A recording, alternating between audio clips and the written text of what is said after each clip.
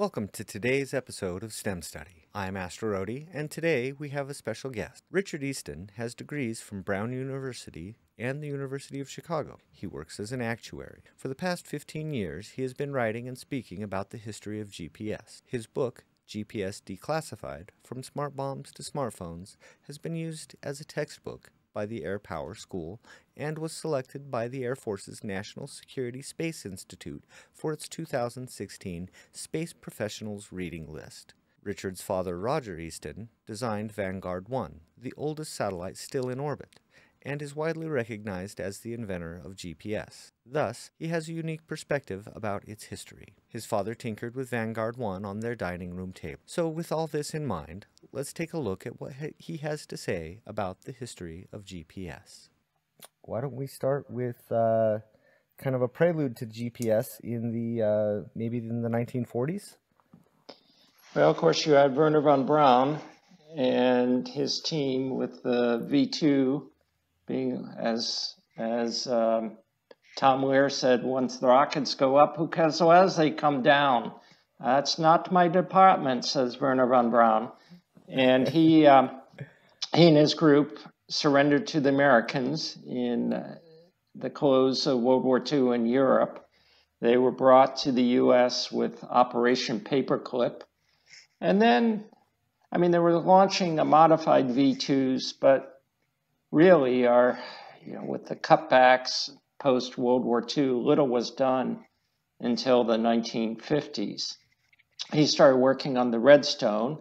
Meanwhile, the Naval Research Lab, where my father, Roger Easton, worked, they were working on the Viking project, not to be confused with the later NASA project to have a soft landing on Mars.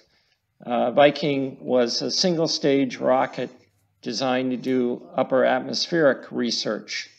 And my father joined Project Viking in 1952, and just to give you an idea how wild and woolly rockets were then, he saw Viking 8 during what was supposed to be a test firing.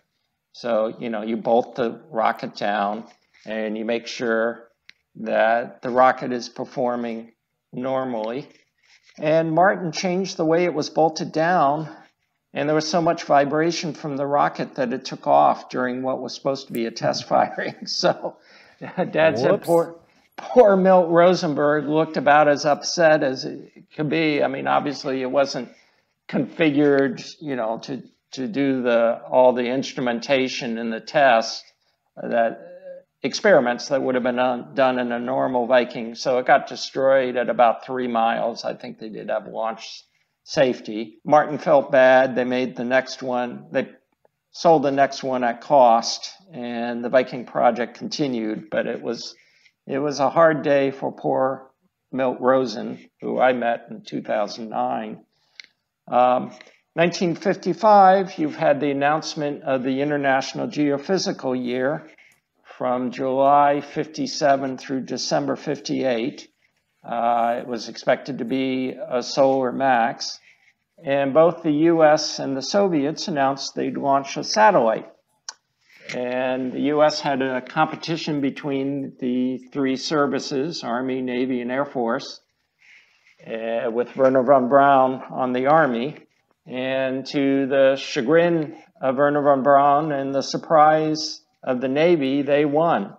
My father co-wrote the proposal, and Milt, who had a bad day with Viking 8, he supposedly quietly said, they have a rocket and we don't, because it was going to be an upgraded first stage with Viking and new second and third stages. The Stewart Committee picked Project Vanguard. They had a better scientific proposal for the IGY with a space tracking system and transmitters on the satellite.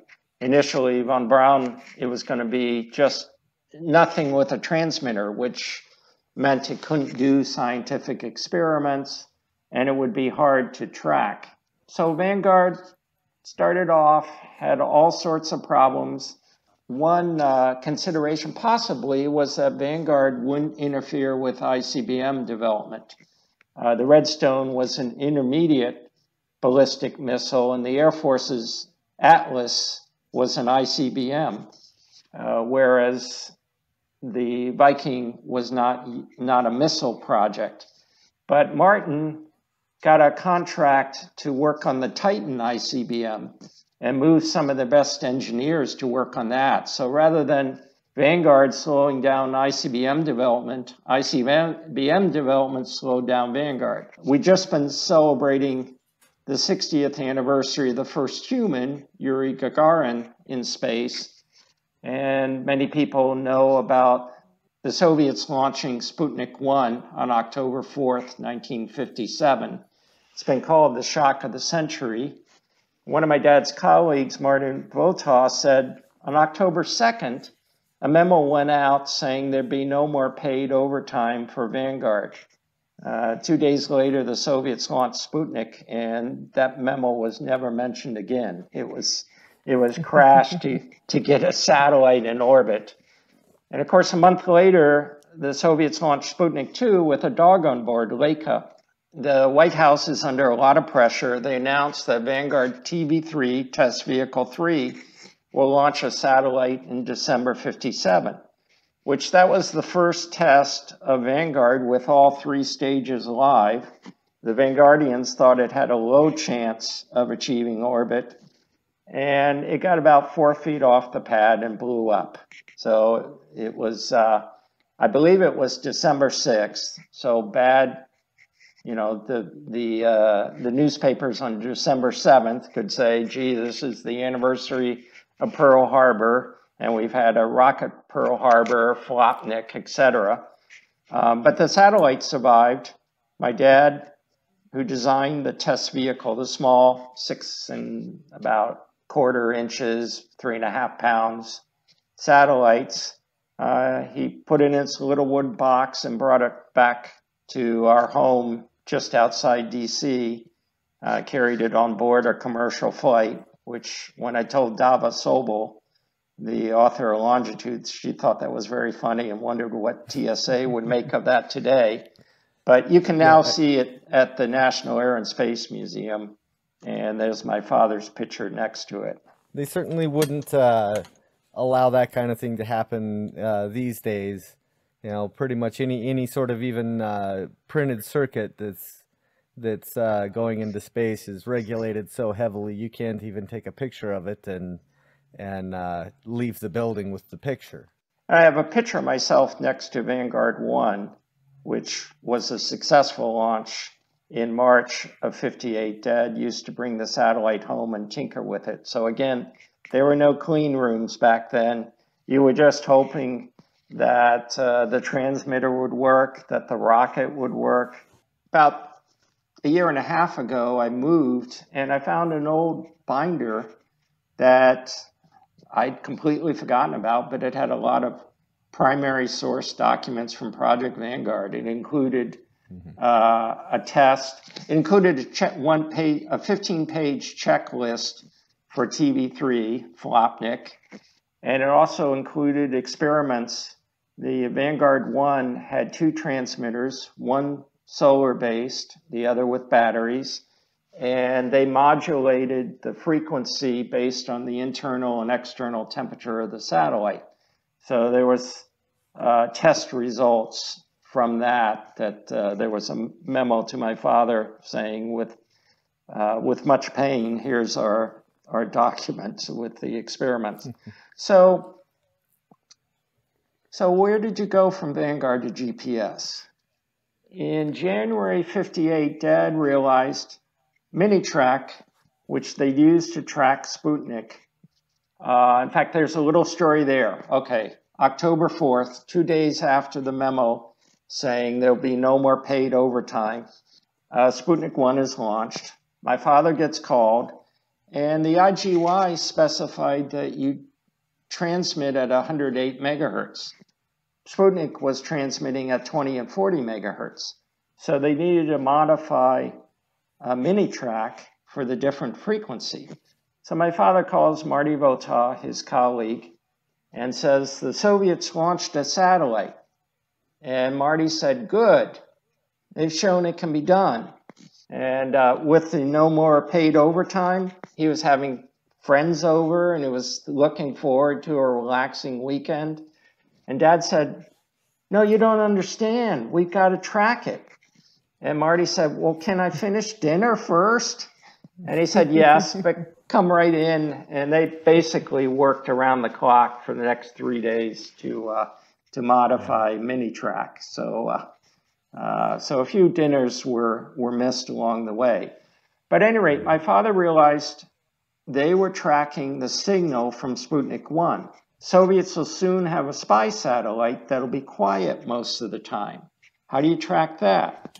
He came up with the idea for space surveillance, where you had 3 powerful transmitters along 33 degrees north in the US and 6 receivers. So the transmitters would reflect the signal off the satellite to the receiver stations. Marty said it's Minitrack, except with the transmitters on the ground rather than in the satellite. And a few years ago, I was going to pick up my wife at the airport, and this program called America's Most Secret Structures, they had a teaser saying, "What secret structure is along 33 degrees north?" And I said, "Well, space surveillance is." So I set up my DVR to record it. When I got back, sure enough, they had this elaborate conspiracy where space surveillance was going to be used for space warfare. The problem was space surveillance was being decommissioned that week. So if we were going to use it for space warfare, we were a pretty stupid country. So space surveillance worked. I remember being at the Lake Kickapoo station, about 120 miles north of Dallas. This would have been in 1962. And seeing a teletype, which, that was pretty high tech for then. Right. One of the things in the original Project Vanguard proposal was they said you can use a satellite for 3-dimensional positioning. In 1964, Dad was talking to Dr. Arnold Shostak. Some people may know his son Seth Shostak is involved in SETI, the search for extraterrestrial intelligence. They were talking about the hydrogen maser, which is a very accurate atomic clock developed in 1960. Dad said, "Gee, that makes passive ranging, which is how GPS works, feasible," and started working on it. So if you know where the satellite is, and you know what time the signal left the satellite and what time you received it, you can convert using the speed of light into how far you are from the satellite. And with 4 satellites in sight, you can calculate your 3-dimensional position plus your time. And that was the original thinking. You have to know not only where something is, but when something is in order to determine your relationship to it. Correct. Where you are in relation to it. Yeah. Well, you won't know where it is exactly. I mean, they're tracking the GPS satellites, but its actual position depends on the exact time when the signal left the satellite. I mean, they're in 12-hour orbits, so they're moving pretty fast. And you really need atomic clocks to get the type of precision, maybe roughly a meter, maybe 2 meters. For civilians. And obviously, if you're doing surveying, you can get down to centimeters or even better, through multiple passes. So Dad's system was called Timation for time navigation.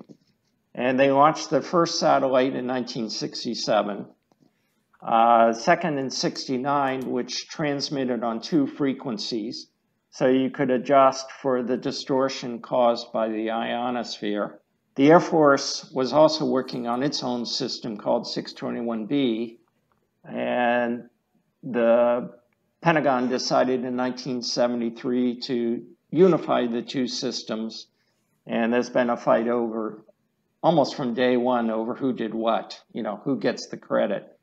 My father versus Brad Parkinson, who was the first head of the GPS Joint Program Office. That fight's still occurring today. My father's Timation 3 was renamed NTS-1. That the first atomic clocks into orbit in 1974, rubidiums, and as NTS-2 put the first cesium atomic clocks into orbit in 77. And then they started the Block 1 test satellites in 78. And they tested that the 4 satellites in sight can give you the 3-dimensional positioning that worked. Congress, in its infinite wisdom, when the space shuttle program was started, decided that all government satellites should be launched on board the shuttle, which for GPS was very stupid. The shuttle can go up 200, 250 miles. GPS satellites are at about 12,000 miles, so they would have needed quite a boost. But the Block 2 operational satellites were supposed to be launched on the shuttle, and then Challenger blew up. So the Air Force came up with a system not dependent. I think it's the Delta II, not dependent on the shuttle. They launched the first GPS-2 satellites, the operational ones, in '89. Of course, we had the Gulf War in early 1991, where I believe they had 17 satellites, including some of the Block 1s. Yeah, but it was a success. GPS had a difficult birth. The Air Force kept on zeroing it out, and then Congress would put money back in. The decision to put nuclear detection devices on GPS satellites in the early 80s may well have saved the system. And of course, people remember Korean airliner 007 being shot down in September 1 of 1983. A lot of people say the Reagan administration decided to open up GPS to civilian use as a result of that. But there was a signal in the clear from day one that civilians could use. And Texas Instruments was selling the TI 4100 starting in 1981. So probably the first users of GPS were civilian surveyors. Because if you only have a few satellites in sight, you can't really use it for navigation. But if you have a fixed position that you're wanting to survey, you put your instruments out and you just wait for the 4 to 6 satellites to come overhead. You're not time dependent. So they were using GPS. Civilians were prior to Korean airliner 7. But that story seems to be impossible I mean, it's out of this terrible tragedy came something good, GPS for civilian use. It's not true, but it's hard to kill. Once a debate starts, it's hard to forget, even against insurmountable evidence. Yeah, I'm an obscure author. My book, GPS Declassified, we've sold over 2,000 copies, but we were in no danger of becoming a bestseller. So I've written articles about it, but like I said, it's very hard to kill a myth once it gets propagated. And I understand for journalists, you get a small amount of money in this internet age to write an article. You're going to see what else is out there. And journalist A copies journalist B. That's just the nature of the beast. So GPS, in the first Gulf War was very successful. The Allies used timing for the initial attack on the Iraqi radar bases and peeling the onion. Also, Schwarzkopf's left hook depended on knowing where you were in the trackless desert. And they said the Iraqis didn't expect it because they got lost out there. But and another interesting thing about the first Gulf War was we went to war mostly with civilian receivers. There were only about 850 military receivers available. So a lot of soldiers had their families, send them a Garmin or a TomTom. And the GPS-2 satellites had a selective availability where they could distort the civilian signal. But with so many civilian receivers, I think it was about 5,000 civilian versus 800 military, they turned off selective availability while Gulf War occurred because they didn't want to distort the signals used by Allied soldiers there. So, but like all good government programs, they turned selective availability back on because they were worried about terrorists using it. But so the DoD is degrading the signal, and organizations like the Department of Transportation, you got a signal from a beacon that basically tells you what the selective availability distortion is and correct for it. So you have the DoD degrading the signal and the DOT telling you how to get around it. And finally, by 2000, they decided to turn selective availability off and not turn it back. So right. That sounds like a great example of the left hand not knowing what the right hand is doing. Well, and if you want civilians to use this wonderful new technology, 100 meters accuracy does not hack it. Right. So, and of course the Soviets had their GLONASS system, started later than GPS, but similar system, fell into hard times in the 1990s, but they've since built it back. And, if you're using selective availability today, I mean, I was talking to people who say, well, what's the guarantee that the U.S. won't turn it back on? Well, first off, our civilian economy depends heavily on GPS. When we published the book in 2013, the best numbers we could find was that GPS was adding about $100 billion a year to the American economy. And a study from 2019 says it's more like $1 billion a day. So $365 billion for the U.S. civilian economy alone. So if we turned on selective availability, we'd hurt ourselves. And by now, there are 3 other GNSS global navigation satellite systems. There's GLONASS that I just mentioned. The Europeans have their Galileo system, and the Chinese have their Beidou system. So there are 4 worldwide systems and 2 regional ones by the Indians and the Japanese. One thing about GPS, it's line of sight. So if you're in a big city like Tokyo, you may not, for 2-dimensional positioning with navigation with an automobile, you may not have enough satellites in sight. And the Indian and the Japanese systems are geosynchronous along their longitudes. So they allow additional satellites to be in sight for navigation, particularly in their big cities. So, right.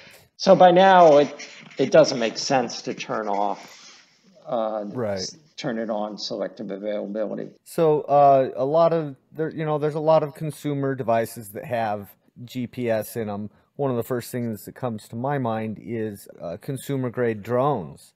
You turn those on, you've got to calibrate them and get them talking to the GPS satellites. And they usually get a response of like 7 or more satellites on them. So are they talking to more than one system, or are they usually limited to talking to a single system? Today, most new cell phones are using more than one system. Now, GPS, the original requirement was for 24 satellites. They cut it back for a while to 18 and then increased it again to 24. Today, it's using generally 31. They have a software legacy issue where they're limited to 32, though the newer system, the OCX ground control system, when it's fully operational, will be able to control more satellites.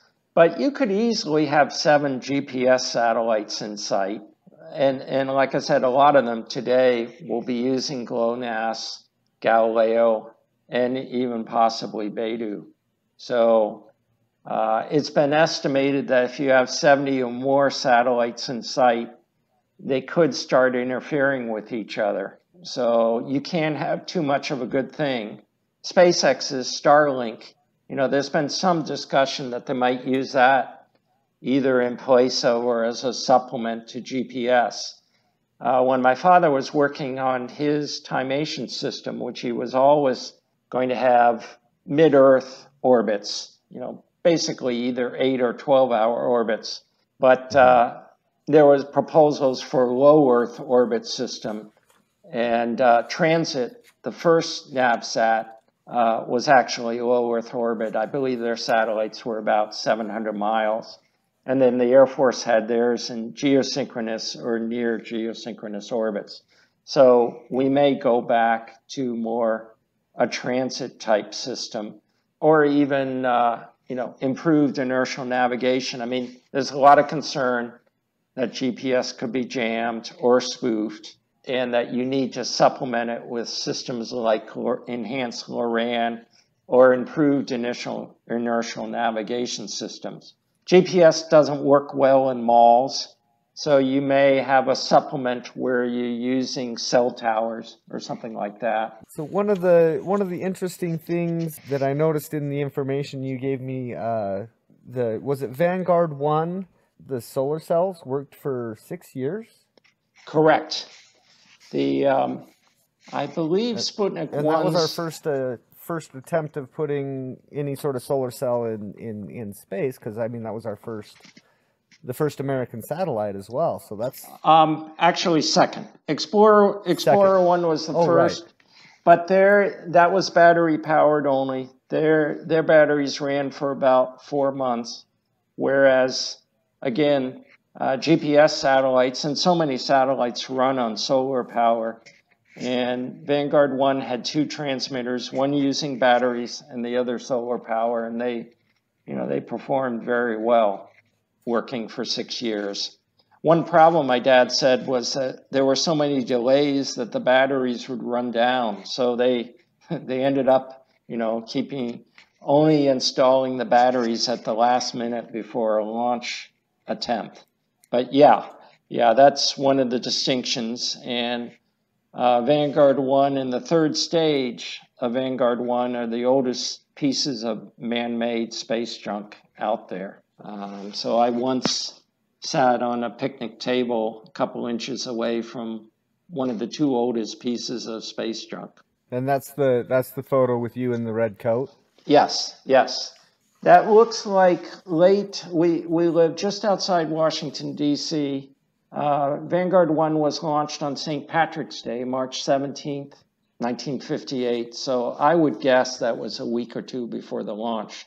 And in fact, the video that it's taken from has 2 3-second clips of us, and then it has the launch of Vanguard 1. So we can tie that one. I mean, I believe there were 6 test vehicle satellites, but that definitely was the one that went into orbit. Very, very interesting. So some of the questions I have here. So there was random noise versus side tone. What's the difference there in functionality?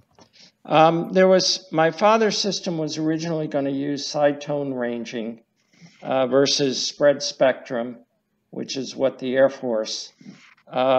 Spread spectrum was more advanced digital, which in the 1970s, you talk about atomic clocks. One of the problems about having the clock on board the satellite was that they needed to be space hardened, not take too much power, and be pretty accurate, which in the 1970s was a big problem.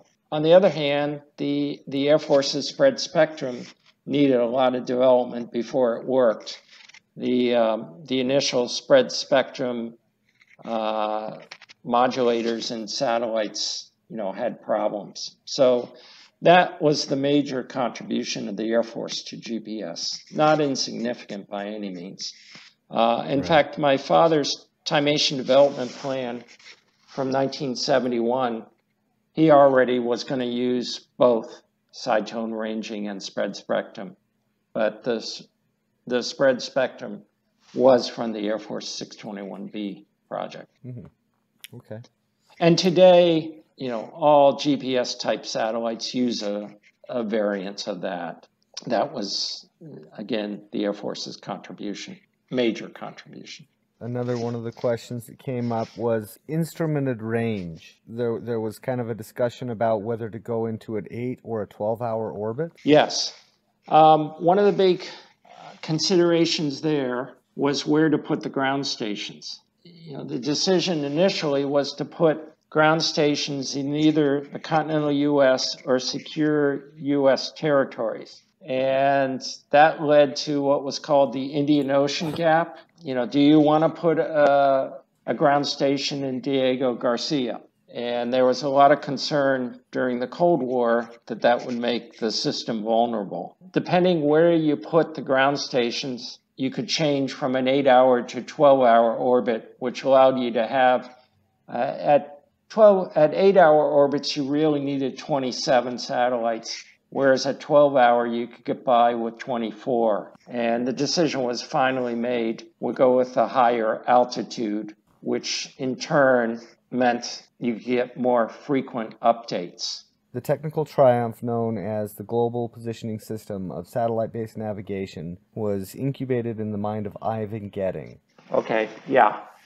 Getting is one of the major rivals. His system was essentially 621B, which would have had regional constellations, probably 4 regional constellations with 5 satellites in each constellation. So you would have had 1 satellite in geosynchronous orbits, about 24,000 miles. So it stays over roughly the same position, and 4 high inclined orbits. There were many problems with 621B. The advantage there was that you didn't absolutely have to have atomic clocks.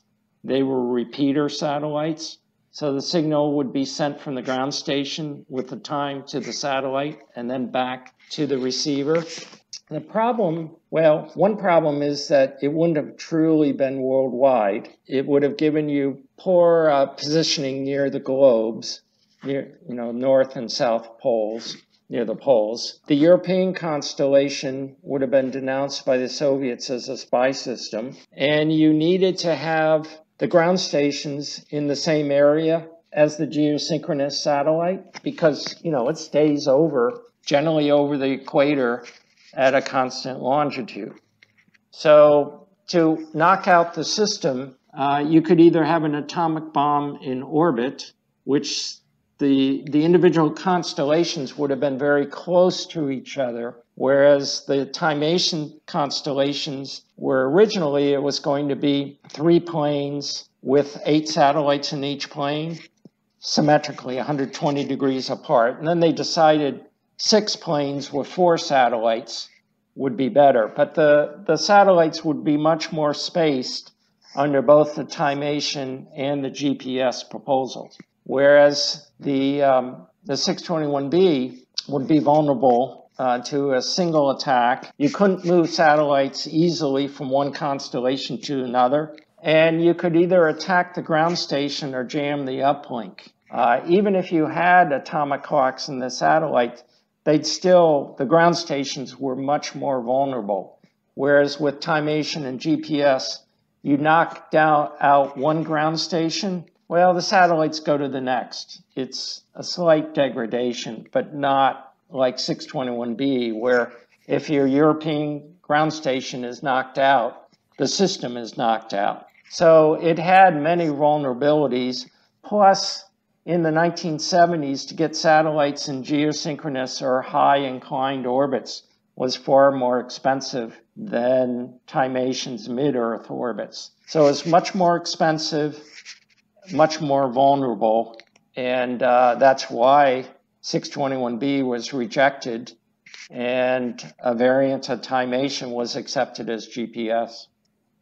First, everybody denies it, and then they accept it, and then they credit the wrong person. Yeah, it says all scientific discoveries had 3 steps. First, they deny it as true. Then they deny it as important. And finally, they credit the wrong person. So. Right. I got a good kick out of reading that. Yeah. They said a lot of people at a lot of companies can attest to that from painful experience. Yeah, there's always that guy at work that loves your ideas, just loves them, but everybody else thinks they're his ideas. Well, Tom Lear, when he finds out, I publish first. So he's talking about plagiarize. Why do you think the good Lord made your eyes? First, a little story. All right, so my father comes up with the idea in April 64. And then that September, he's got a problem. We talked about naval space surveillance system, where they were working on another in South Texas. There was a requirement to try to get the orbits of satellites in one pass, and naval space surveillance couldn't do that. So they were putting a second receiver, transmitter receiver in southern Texas, but they had to synchronize the time for the radar to work, and they couldn't afford a hydrogen maser, and a cesium atomic clock would drift during the time that they drove it from station A to station B, and transmitting signals over the horizon was noisy. So my dad realized, gee, I can put a clock in the satellite and synchronize. So his timation system would have two purposes, both for position, navigation, and timing, PNT, but also the timing in terms of space surveillance.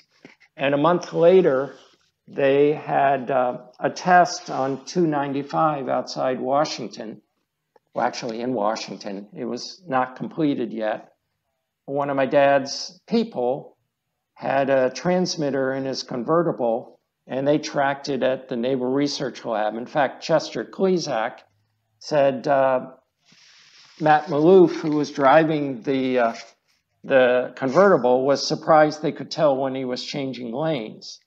And Chester and his boss, John Yob, got a $35,000 grant. They could give that much money out without going up the chain of command at NavAir, which was also funding transit, the first NavSat. So if it had gone up, hey, we're not going to fund a competitor to our system. But anyway, Chester, many years later, was talking to the Pentagon brass. So this was late 60s. And they said to him, we already have 43 navigation systems. Why do we need one more? And he said, which one of your 43 can give a Navy aviator his altitude in the South Pacific? And they said, well, none. And he got approval to proceed. He said there was a system, inertial navigation, Charlie Draper's system, but if the plane lost power and turned back on, inertial navigation would be rendered useless, whereas timation and GPS would still work. So there was vigorous competition. I mean, one of the reasons for coming forth with GPS was to save the expense on all these alternative systems. But of course, if you have one system, then the enemy knows what to attack. I mean, there are proposals now to launch multifunctional satellites. A satellite that could be used for navigation, could be used for communication, to make the system much more flexible and harder to attack. Just like today, we have many more ground stations than the ones during the Cold War, and we have them in the Indian Ocean. So you no longer have the Indian Ocean gap where GPS was less accurate. Anything else you want to cover, you're welcome to do that. I think I probably babbled enough. If there aren't any other questions. Thank you for joining us today. I would like to take a moment to not only thank Richard Easton for being my first guest on this show, but also take some time to thank all of our wonderful patrons. Adrian Moisa, The Angry Astronaut, Anthony Mann, Framrick, Gio Pagliari, Howard Walker, Zishwan and Sebastian from To the Future, Marco Maguch, Michael Mars, Ryan McDonald, Sammy Oscuro, Susie R., Warhawk, and What About It? If you would like to join this fantastic list of people, head on over to patreon.com/totalspace. As a patron, you gain access to our Discord and get to participate in our interviews, as well as early access to our upcoming videos. What other rewards would you like to see? Let us know in the comments. The next STEM study episode will be ready in a couple of weeks if the rocketry overlords allow. See you soon.